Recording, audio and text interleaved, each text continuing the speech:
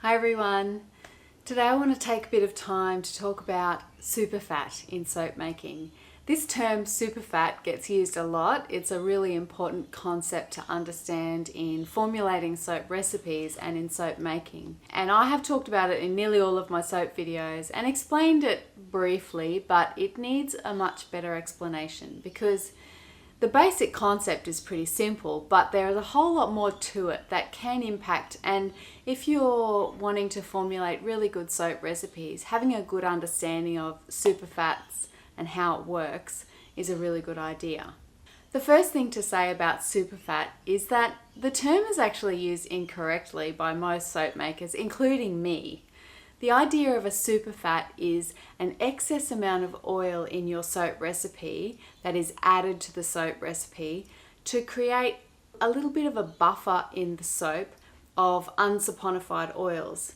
So every oil or combination of oils that you use in a soap recipe has a different saponification value depending on the fatty acid profiles of each of those oils or that particular oil that you use. And what that means is that for each oil or each combination of oils, it requires a very specific amount of alkali or lye, and so that might be sodium hydroxide for bar soaps or potassium hydroxide for liquid soaps. It requires a very particular amount of lye to turn that amount of oil with those particular fatty acid profiles into soap. Now, a superfat is an excess amount of oil. And what that does is, it does two things really. A, it creates a bit of a safety buffer.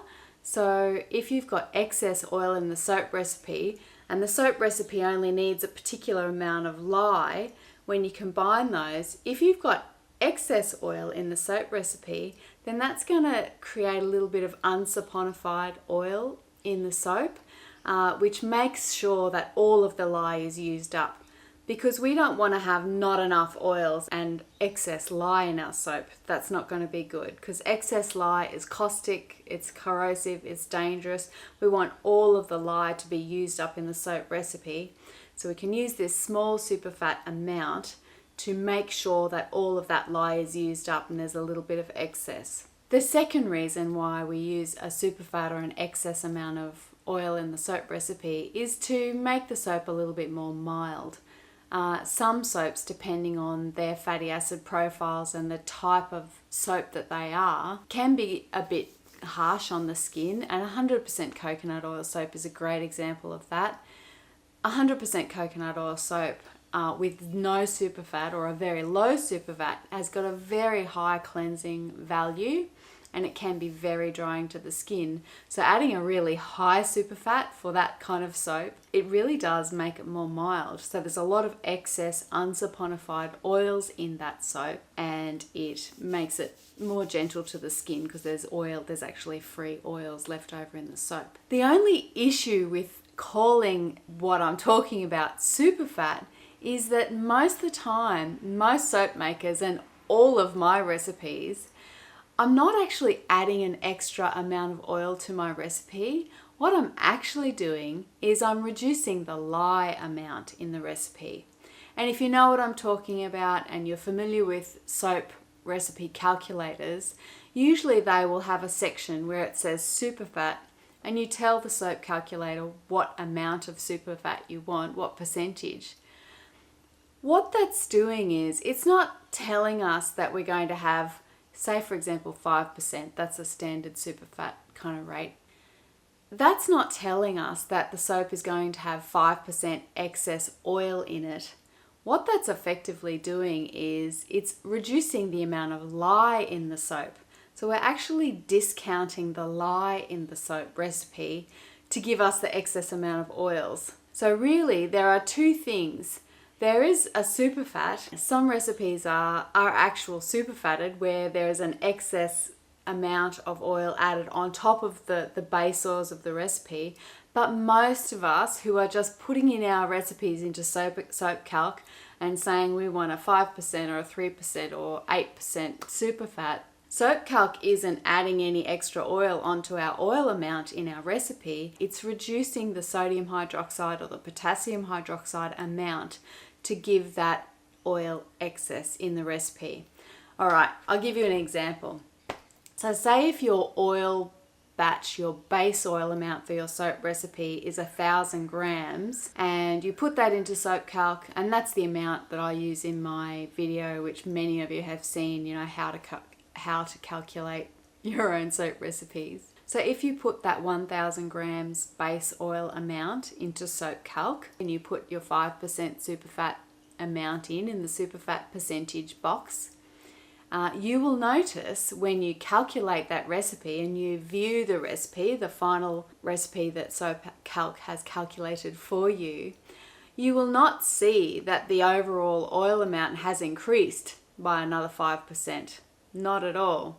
All you will see is you'll still see the 1,000 grams of oil.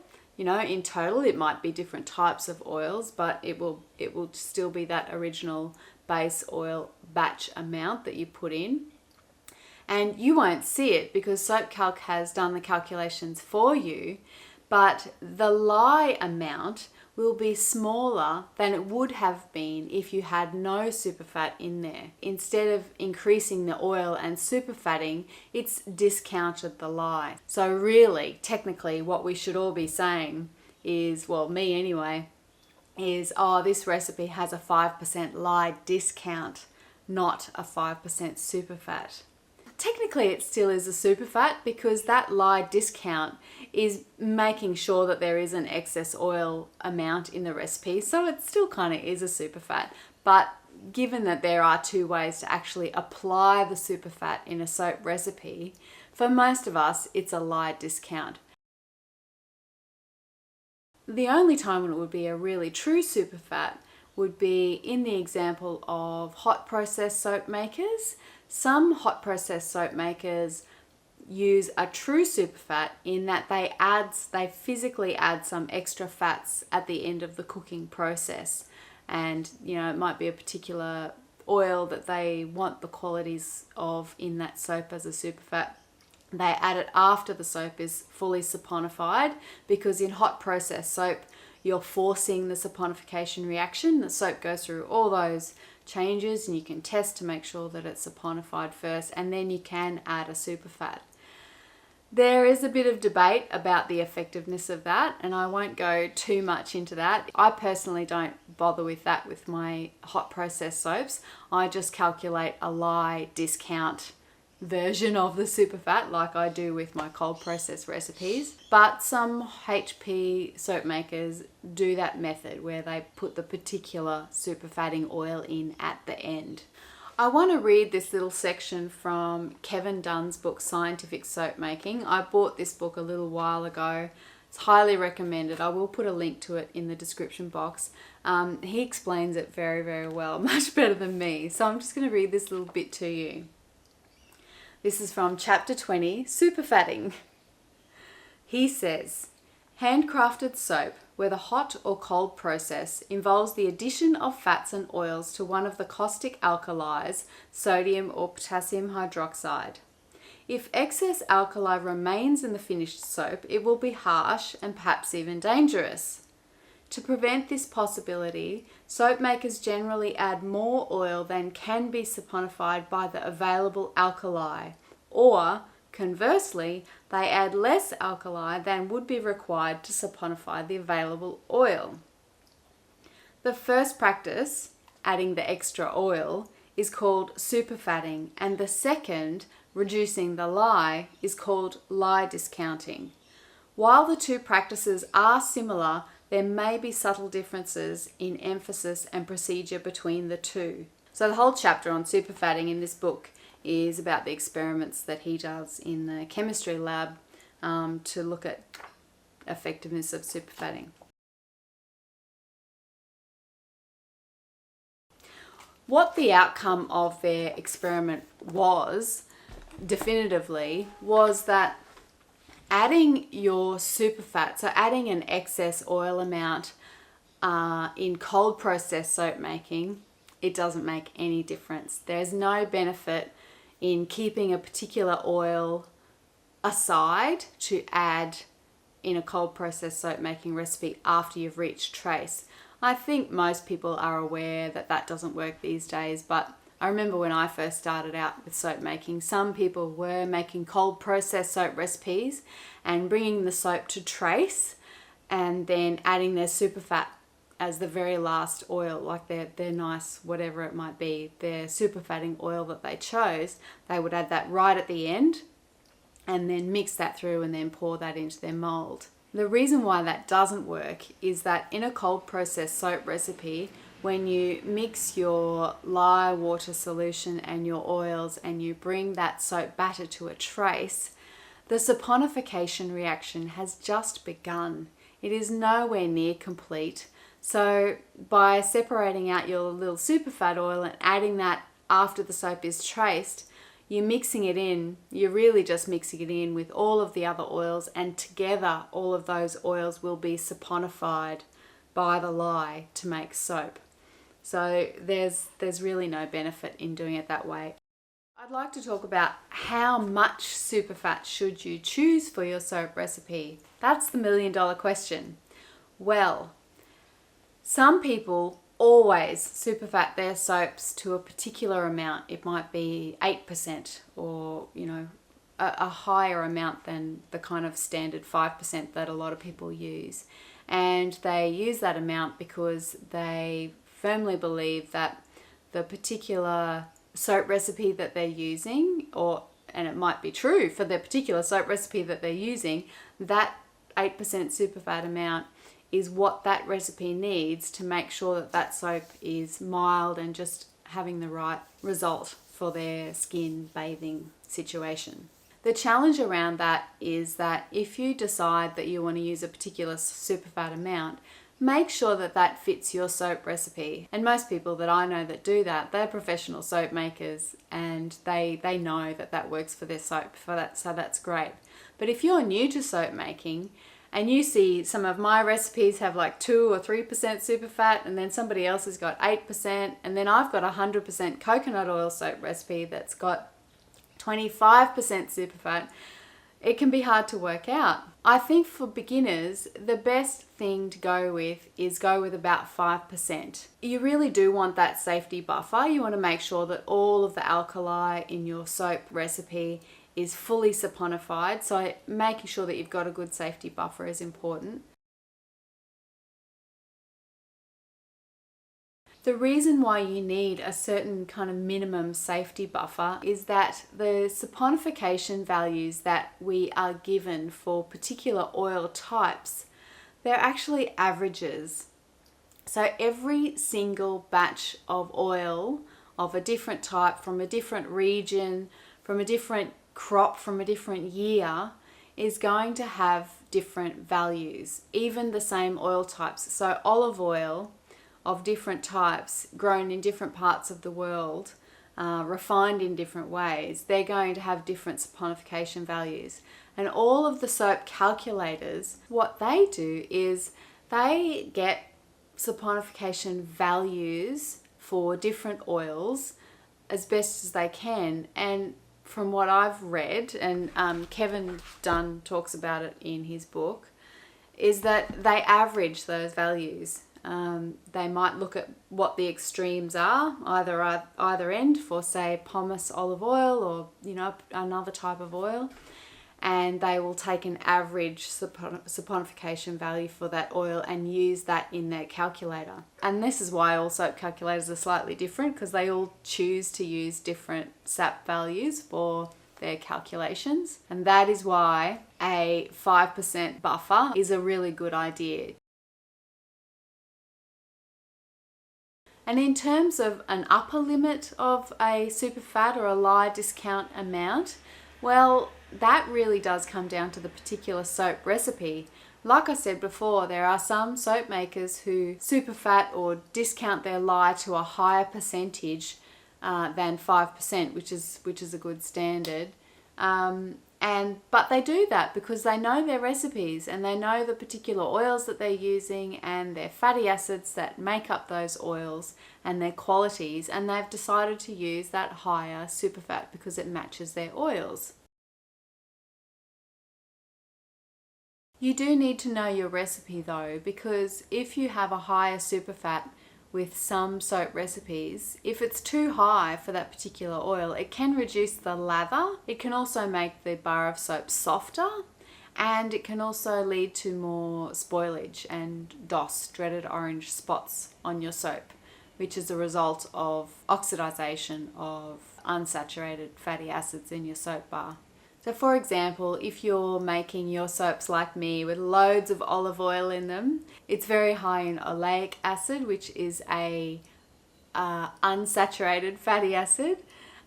It's very gentle cleansing oil to use in your soap recipes. Olive oil soaps don't require a really high superfat because the type of soap that it is doesn't require that extra oil in it to make it mild, because it's already mild. And if you added too much extra oil, either through a superfat or a lye discount, it would inhibit the lather of an already low lather soap. So that's the reason why in my 100% olive oil soap, my Castile soap recipe, which many of you have seen, I'm sure, I only used a 2% superfat in that. So it's quite low. And I like a low superfat in my soap recipes because I really love olive oil soaps, and that's what works for my dry skin.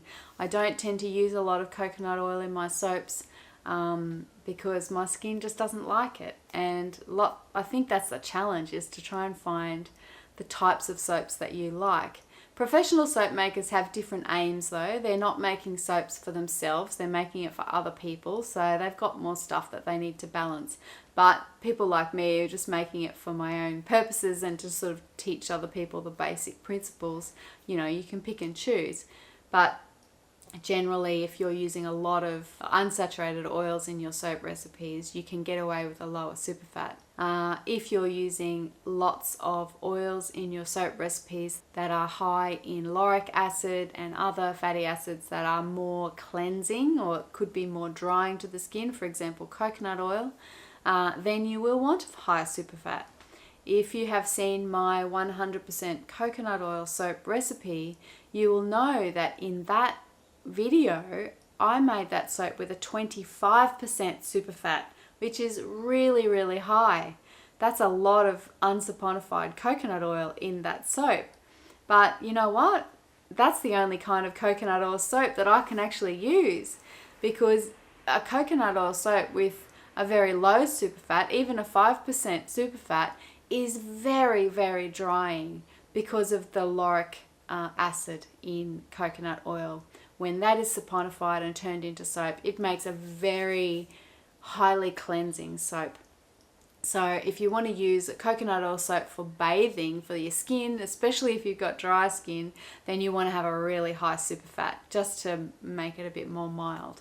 But if you're using really mild, soft, unsaturated oils in your soaps, then generally, not always, but generally you can get away with a lower superfat. So, you know, taking the time to learn about the different oils in your soap recipes, taking the time to get to know that stuff can really take your formulation of soap recipes to the next level. It's really handy stuff. Thanks for watching, everybody. I hope you enjoyed that. Please ask questions if you need anything clarified. You know, I'm still learning all of this. I'm not the world's expert on soap making. I do like to get into the technical side of it though, and I do my very best, and I really see my role here as being somebody who can, as much as I can, you know, do my own research to the best of my ability and learn as much as I can, and that way I can share that with you all in my videos. I do want to really encourage you though, if anybody is interested and can afford it, it's not the cheapest soap making book out there, but this book by Kevin Dunn, Scientific Soap Making. It's fascinating, and it really does give you a really good deep dive into the scientific and very technical aspects of home soap making and the differences between home craft soap making and commodity commercial soap making, you know, factory soap making, because they're really different products with different techniques. So that's it. Thanks everyone. Oh, before I go, I just want to thank you all again for all of you who have donated to me and supported me through my Buy Me a Coffee page. If you haven't seen that and you're interested in seeing what I've got to offer there will be some more offerings coming soon, or if you'd like to make a donation, I'll put the link below. And one final thing, I just wanted to show you all this. It's very exciting. Awarded to Ellie's Everyday Soap Making for passing 100,000 subscribers. My mind still boggles when I read that. Thank you, everybody. I truly appreciate your support. I love doing this. I just can't wait to do more videos this year. It's so exciting. Thanks to all of you who are making it possible for me. Thank you. See you in the next video. Bye.